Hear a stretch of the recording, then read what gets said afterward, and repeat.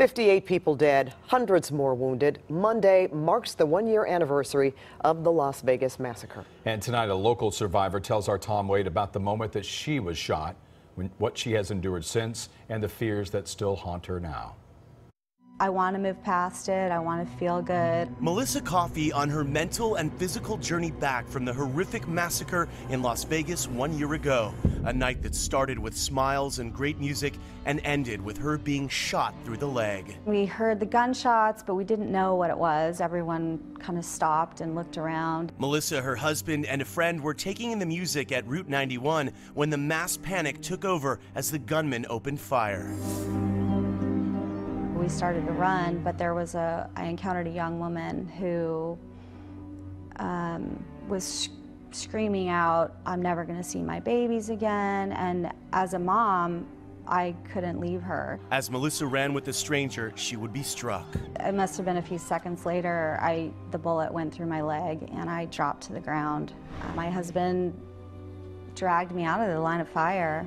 I ultimately remember him throwing me under a truck, and there was a woman very close to me, 2 or 3 feet away, who had just been shot and killed. Strangers in a pickup truck would scoop up Melissa and her husband and race her to the hospital. I know how lucky I am. Melissa spent time on crutches and in a wheelchair and is still coping with nerve damage, but it's the emotional wounds that have been the toughest to heal. Now I'm sad for the families. I'm sad for the 58. I'm sad for their families. And like with many trauma survivors, there is a new normal. I don't like to sit with my back toward the door in a restaurant. When I do go to a concert, I know where the exits are. To help the survivors move forward, Melissa says there's a message she wants everyone to hear. People heal in their own time. I know people who are still really messed up, and that's okay. Give them the space that they need to heal. Well, Coffey went to a Jason Aldean concert last weekend, and she plans to go again this weekend with other survivors. Aldean was the singer on stage when the massacre began.